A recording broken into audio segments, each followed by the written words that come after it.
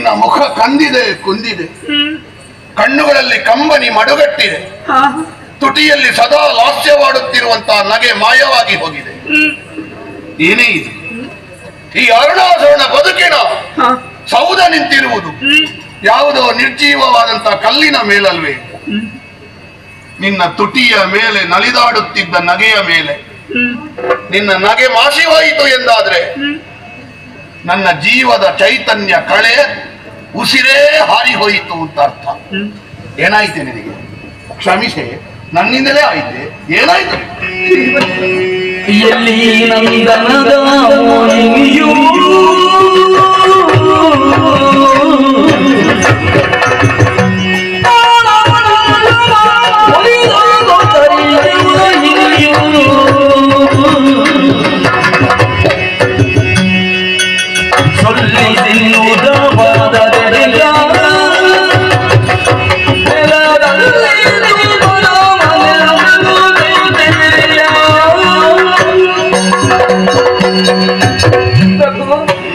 ನಂದಿನಿ ನದಿ ತೀರದ ಬಳಿಗೆ ಹೋದಿರಿ, ತರುಣಿಯನ್ನು ನೋಡಿದಿರಾ?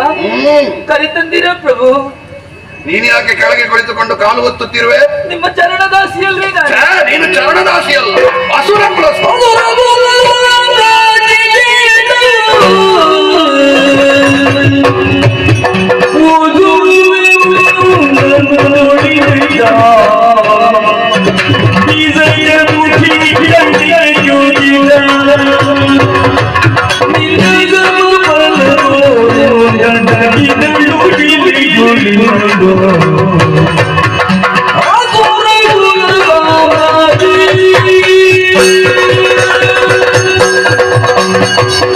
ಯಶೋವತಿ, ಕೆಳಗೆ ಕುಳಿತುಕೊಂಡು ಕಾಲು ಒತ್ತಬೇಕಾದ ಚರಣದಾಸಿಯಲ್ಲ ನೀನು.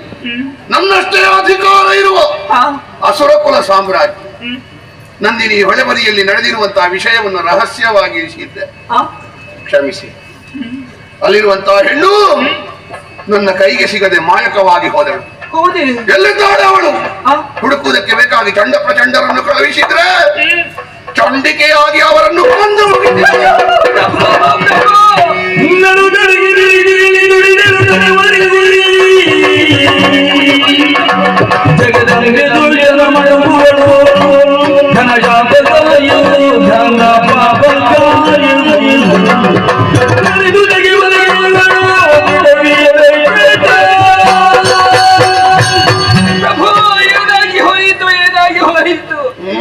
ನನಗೆ ಭಯವಾಗುತ್ತಾ ಇದೆ. ನಾ ಕಂಡಂತಹ ಕನಸು ಸತ್ಯವಾಗುತ್ತಾ ಇದೆ. ಹಾಗಾದ್ರೆ ಅಲ್ಲಿರುವವಳು ಸಾಮಾನ್ಯವಾದಂತಹ ತರುಣಿ ಅಲ್ಲ, ದುಷ್ಟರನ್ನು ತೆರೆಯುವುದಕ್ಕೆ ಬಂದಂತಹ ಜಗನ್ಮಾತೆ ಆಗಿ ಜಗನ್ಮಾತೆ.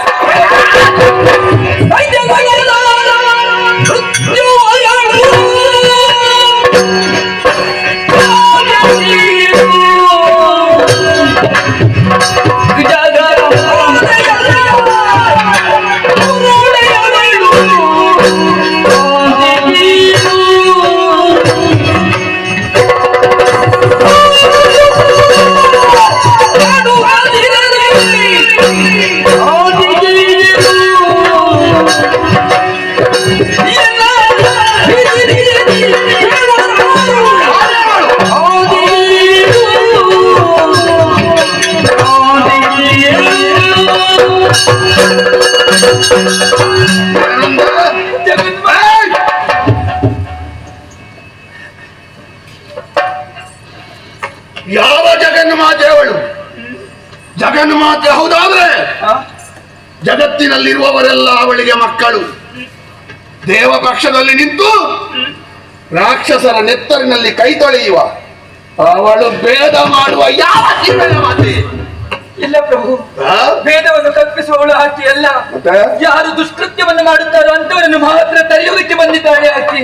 ಏನು ದುಷ್ಕೃತ್ಯ ಯಾರು ಮಾಡಿ? ನೀವೇನು ಅನ್ಯಾಯವನ್ನು ಎಸಗಿದ್ದಿಲ್ವೇ? ಹೇಳಲು ಗೋ ಬ್ರಾಹ್ಮಣರನ್ನು ಹಿಂಸಿಸುವುದಕ್ಕೆ ಹೇಳಿದ್ದು ನೀವಲ್ವೇ? ಗೋವುಗಳಲ್ಲಿ 33 ಕೋಟಿ ದೇವತೆಗಳು ಕಾಣುತ್ತಾರೆ, ಅರುಣಾಸುರ ಕಾಣುವುದಿಲ್ಲ.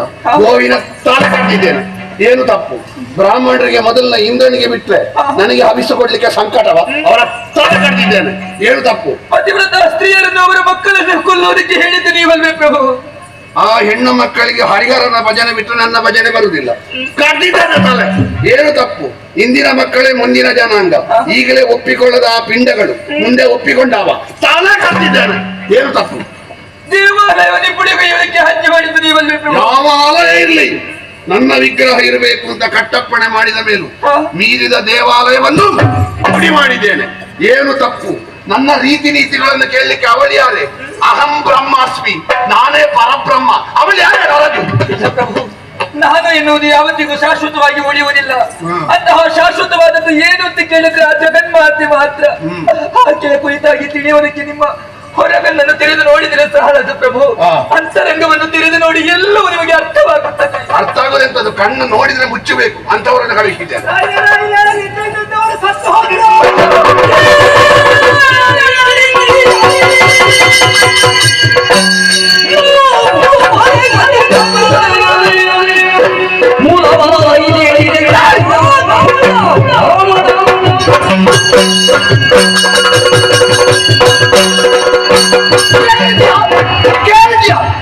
ನಿನ್ನ ಜಗನ್ಮಾತೆ ಹಣಗಲಹ ರಕ್ತ ಪಿಶಾಚಿ ನಮ್ಮವರ ರಕ್ತ ಕುಡಿತಾ ಇದ್ದಾಳೆ. ಏನು ನೋಡ್ತೀವಿ? ಮೂಲ ಬಲ ಸಹಿತ ಹೇಳಿ ಅವಳಿಗೆ ತಕ್ಕ ಶಾಸ್ತಿ ಮಾಡುವುದಕ್ಕೆ. ಏನು ಪ್ರಭು, ಏನು ಖಡ್ಗವನ್ನು ಜಲಪಿಸುತ್ತಾ ಆಕೆಯ ಕತ್ತನ್ನು ಕತ್ತರಿಸುತ್ತೇನೆ ಹಾಗೆ ಮುಂದುವರಿಯುತ್ತಾ ಇದ್ದೀರಲ್ಲ. ಕತ್ತರಿಸದೆ ವಿರಮಿಸೆ. ಹೋದವರ ಕುರಿತಾಗಿ ಸ್ವಲ್ಪ ಯೋಚನೆ ಮಾಡಿ. ಏನಾಗಿದ್ದಾರೆ ಹೋದವರೆಲ್ಲ? ಹೋದವರ ಬಗ್ಗೆ ತಲೆಬಿಸಿ ಮಾಡಿದ್ರೆ ನಮಗೆ ಹುಚ್ಚಿ ಹಿಡಿದಿತ್ತು. ಹೋದವರು ಹೋಗ್ತಾರೆ, ಇದ್ದವರನ್ನು ನೋಡು. ಬೇಡ ಪ್ರಭು, ನೀವು ಹೋಗುವುದು ಬೇಡ. ಯಾಕೆ? ನಾನಿದ್ದೇನಲ್ಲ, ನಾನಿದ್ದೇನೆ.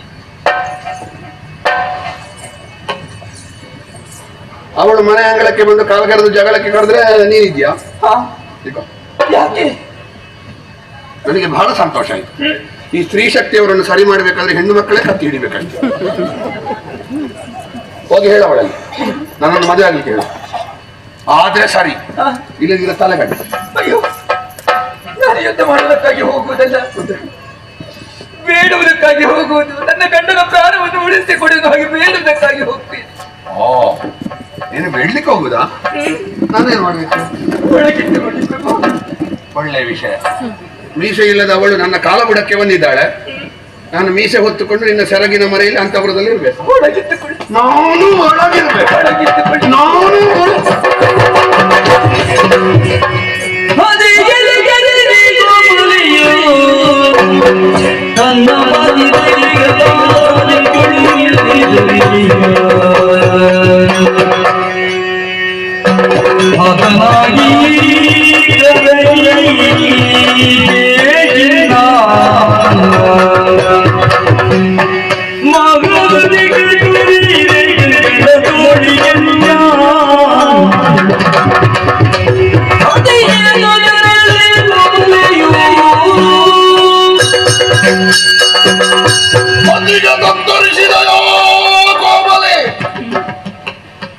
ಚಿನ್ನ ನೋವಾಯಿತೇನೆ. ನನ್ನ ವೀರ ಬಾಹುವಿನ ಸನ್ನೆ ನಿನ್ನ ಕೆನ್ನೆಯಲ್ಲಿ ಅಚ್ಚೊತ್ತಿ ನಿಂತಿದೆ. ಮದುವೆಯಾದದ್ದಿನಿಂದ ಇವತ್ತಿನವರೆಗೆ ಒಂದೇಟು ಹೊಡೆದವನಲ್ಲ. ಉದ್ವೇಗವಶನಾದೆ, ಕ್ಷಮಿಸೆ. ನೀನು ನನ್ನನ್ನು ಅರ್ಥ ಮಾಡಿಕೊಂಡದ್ದು ಕಡಿಮೆ ಆಯಿತು. ನಿನ್ನ ಗಂಡನಿಗೇನು ಕಡಿಮೆ? ಅಧಿಕಾರ ಬಲ, ಜನಬಲ, ವರಬಲ, ದೇಹಬಲ, ಅದರೊಂದಿಗೆ ಪಟ್ಟದ ಕತ್ತಿಯ ಬಲ. ಇದಕ್ಕೆ ನಿನ್ನ ಪತಿವ್ರತಾ ಧರ್ಮದ ಬಲ ಸೇರಬೇಕು. ಕಟ್ಟು ಕೈಗೆ ವೀರ ಕಟ್ಟಡ. ಕಿವಿ ಕೇಳಿಸುವುದಿಲ್ವಾ ನಿನಗೆ? ಕಟ್ಟಬೇಕು. ನಾನು ಸಾಮ್ರಾಜ್ಯದಂತಹ ನನ್ನ ಮಾತಿಗೆ ಮೌಲ್ಯ ಇರುವಂತೆ ಮತ್ತೆ ಯಾಕೆ ಕಟ್ಟಬೇಕು? ನಾನು ನಿನಗೇನು ಹುಚ್ಚು ಹಿಡಿದಿದೆಯಾ? ನನಗೆ ಹುಚ್ಚು ಪ್ರಭು, ನನಗೆ ಹುಚ್ಚು. ನಿಮ್ಮನ್ನು ಉಳಿಸಿಕೊಳ್ಬೇಕು ಎನ್ನುವಂತಹ ಹುಚ್ಚು ನೀವು ಬೇಕು ಪ್ರಭು. ಯಶೋಮತಿ, ಭಾವನೆಗೆ ಬಲಿಯಾಗುವ ಹೊತ್ತಲ್ಲ, ವಾಸ್ತವ ಯೋಚಿಸು. ನಮ್ಮ ಅಳಿವು ಉಳಿವಿನ ಪ್ರಶ್ನೆ. ಹೋರಾಟ ಮಾಡಲೇಬೇಕು. ಕಟ್ಟು ಕಟ್ಟಡ. ಕಟ್ಟಬೇಕೆ? ಕಟ್ಟು. ಕಟ್ಟುತ್ತೇನೆ ಪ್ರಭು, ಕಟ್ಟು. ಕಟ್ಟುತ್ತೇನೆ. ಆದ್ರೆ ನಿಮ್ಮ ಕೈಗಲ್ಲ, ಆ ಶ್ರೀದೇವಿಯ ಕೈಗೆ ರಕ್ಷಾಬಂಧನವನ್ನು ಕಟ್ಟುವುದಕ್ಕೆ ನಾನು ಹೋಗ್ತೇನೆ. ನನ್ನನ್ನು ತಡೆಬಾರದು ನೀವು. ಪರೀಕ್ಷೆ ನಾನು ಹೋಗ್ತೇನೆ.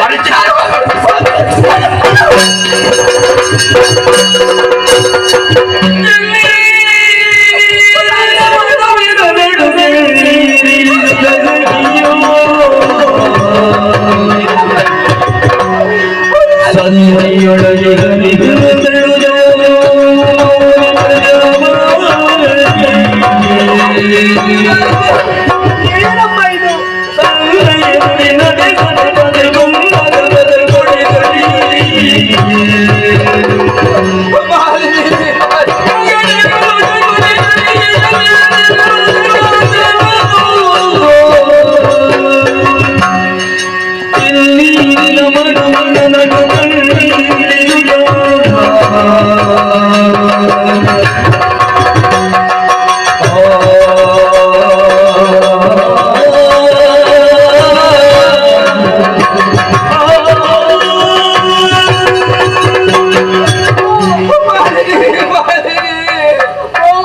ನೋಡಿದೆಯೇ ನನ್ನ ಸ್ಥಿತಿ? ಏನಪ್ಪ ಇದು? ಯಾಕೆ ಹೀಗೆ ಮಾಡಿದ್ದೀರಿ? ನಾನು ಬದುಕುವುದಿಲ್ಲ. ಯಾರು ಬೇಡಿದ್ದಾರೆ? ಕಾಲ ಸಮೀಪಿಸಿತು. ಇಲ್ಲ ಇಲ್ಲ, ನನಗೊಂದು ಉಪಕಾರ ಮಾಡ್ತೀನಿ. ಹೇಳಿದ್ದಾರೆ ಹಿಂದೊಮ್ಮೆ ಜಾಬಾಜಿ ಮನೆಗಳ ಬಳಿಗೆ ಹೋದಂತಹ ಸಂದರ್ಭ ಒಂದು ಬೇಡಿಕೆಯನ್ನು ಮುಂದಿರಿಸಿದ್ದೇನೆ. ಅದನ್ನು ಈಡೇರಿಸುವುದಕ್ಕೆ ಕಾಲ ಸನ್ನಿಹಿತವಾಗಿದೆ. ಆದಷ್ಟು ಬೇಗ ಬರಬೇಕು ಎನ್ನುವ ಹಾಗೆ ತಿಳಿಯಿತು. ಕೊನೆಯಾಗಿ ನನ್ನದಾದಂತಹ ಒಂದು ನಮಸ್ಕಾರವನ್ನು ಅವರಿಗೆ ತಿಳಿದು ಸ್ವಾಮಿ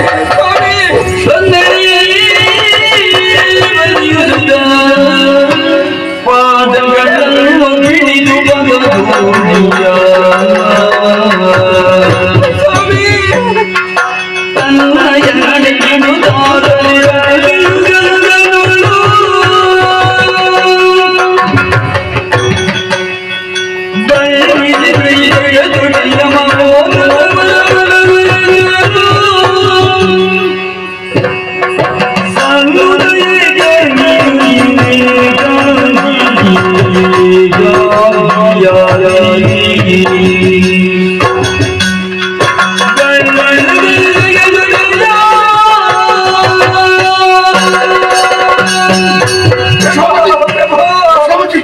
ಏನೇ ಇದು?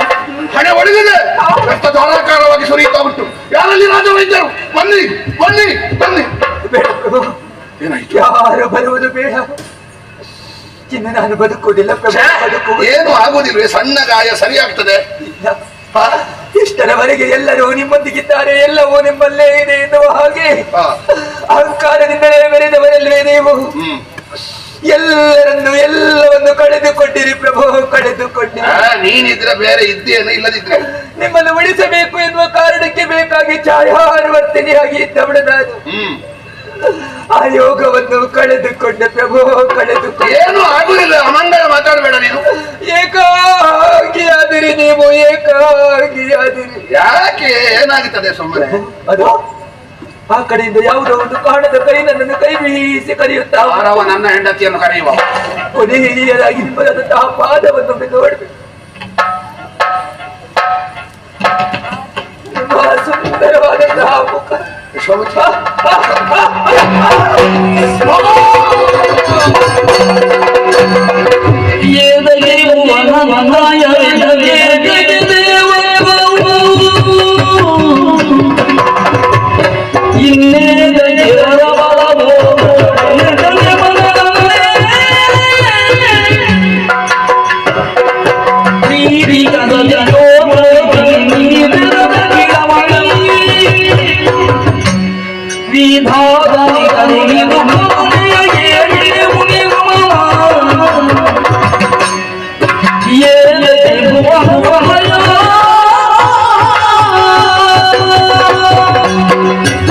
ಯಶೋಮತಿ ಯಶೋಮತಿ ಯಶೋಮತಿ, ಮಡಿದಯೋ ಮಡಿದಯೋ ಮಡಿದಯೋ ಪ್ರಾಣೇಶ್ವರಿ.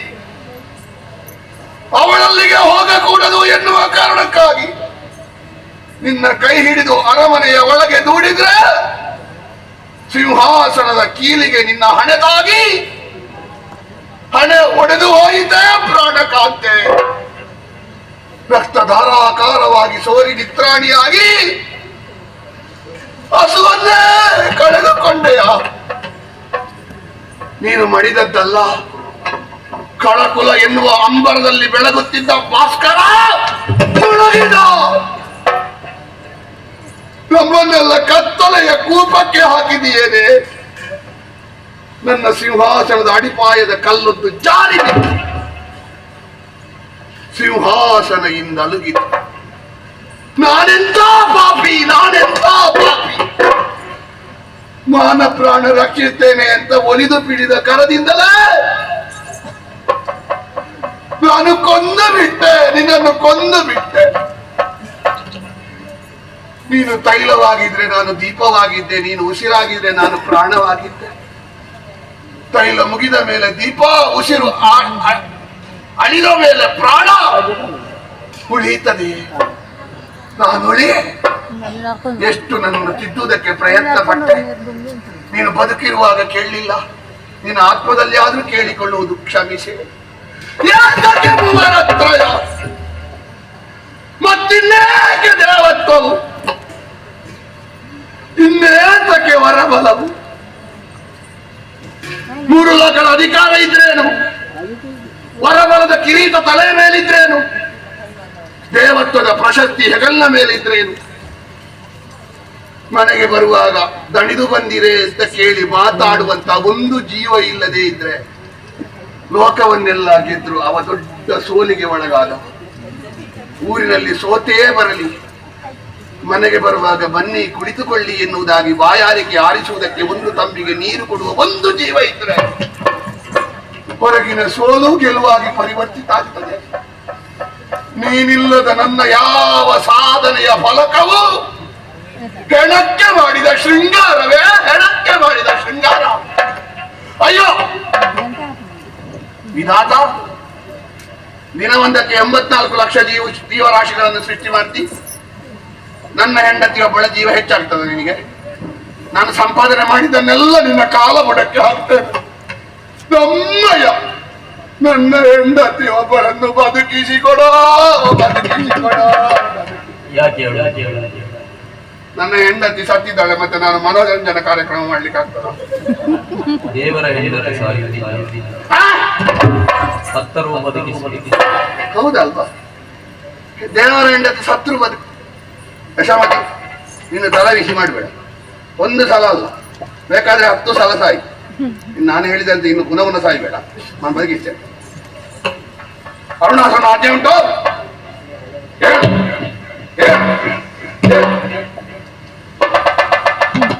ಹೇಳಿಲ್ಲ. ಸಂಕಲ್ಪ ಸರಿಯಾಗಿ ಅರುಣದೇವ.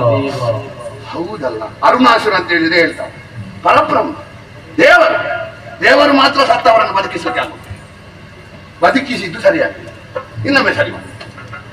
ಯಶಾವತಿ, ಪರಬ್ರಹ್ಮ ಅರುಣದೇವನ ಆಜ್ಞೆ ಉಂಟು? ಈಗ ಹೇಳದೆ ಉಪಾಯ ಇಲ್ಲ ಅವಳಿಗೆ. ಹೇಳ್ತಾರೆ ಹೇಳಿಲ್ಲ, ದೇವರಾಗ್ಲಿಲ್ಲ, ದೇವರಾಗ್ಲಿಲ್ಲ,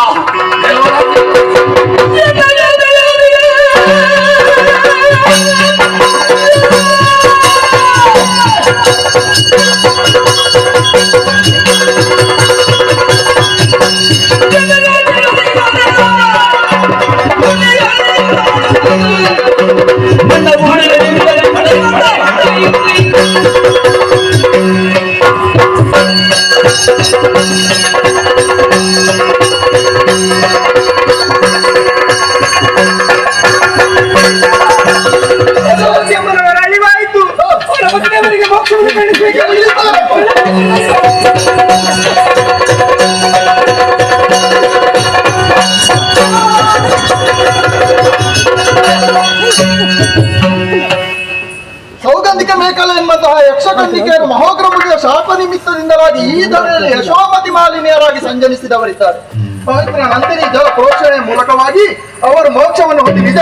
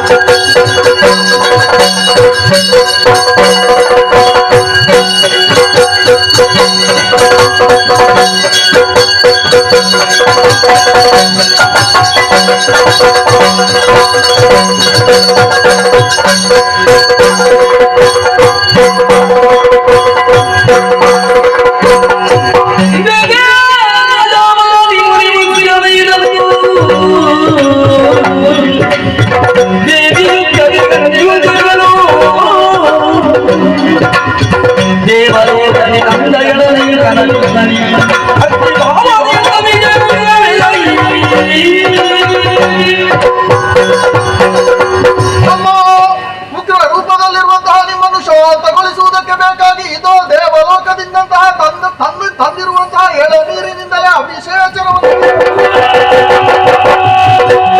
ಸುರಮಲ್ಲಿಕಾ ಪುಷ್ಪದ ಮೂಲಕವಾಗಿ ನಿಮ್ಮನ್ನು ಅಲಂಕರಿಸಿದವರಿದ್ದು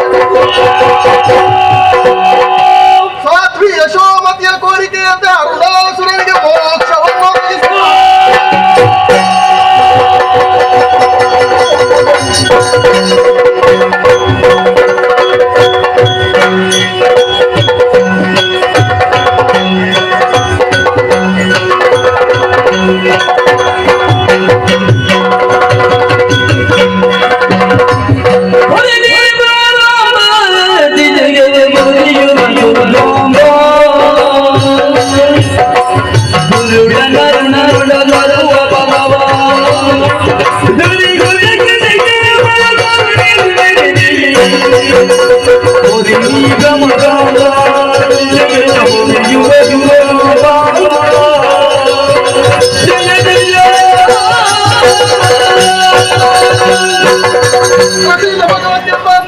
परमेश्वरी प्रसादम कुर्मे देवी दुर्गे देवी नमोस्तुते जय जय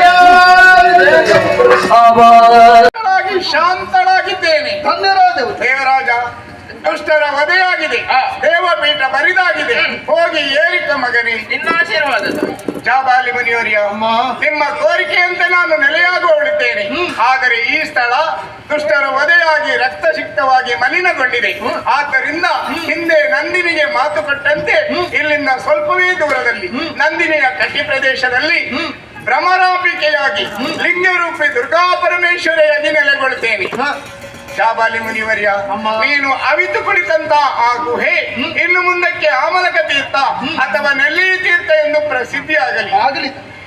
ನಂದಿನಿಯು ಮಾಘ ಶುದ್ಧ ಪೌರ್ಣಮಿಯಂದು ನದಿಯಾಗಿ ಹರಿದ ಕಾರಣ ಆ ದಿನದಂದು ನಂದಿನಿಯಲ್ಲಿ ಮಿಂದು ಎಳನೀರಿನ ಅಭಿಷೇಕ, ಮಲ್ಲಿಗೆ ಅಲಂಕಾರ, ಹೂವಿನ ಪೂಜೆ, ಕುಂಕುಮಾರ್ಚನೆ ಹಾಗೂ ನನಗೆ ಅತಿ ಪ್ರಿಯವಾದಂತ ನೃತ್ಯ, ನಾಟಕ ಹಾಗೂ ಯಕ್ಷಗಾನವನ್ನು ಯಾರು ನನಗೆ ಸೇವರೂಪವಾಗಿ ಅರ್ಪಿಸ್ತಾರೋ ಅಂತವರ ಜೀವನದಲ್ಲಿ ಬರಬಹುದಾದಂತ ಕಷ್ಟವನ್ನೆಲ್ಲ ದೂರೀಕರಿಸ್ತೇನೆ.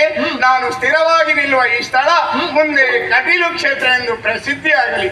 ನಿಮಗೆಲ್ಲವರಿಗೂ ಶುಭವಾಗಲಿ. ಅಂತರ್ಧಾನಳಾಗ್ತೇನೆ, ಅಂತರ್ಧಾನಳಾಗ್ತೇನೆ, ಅಂತರ್ಧಾನಳಾಗ್ತೇನೆ.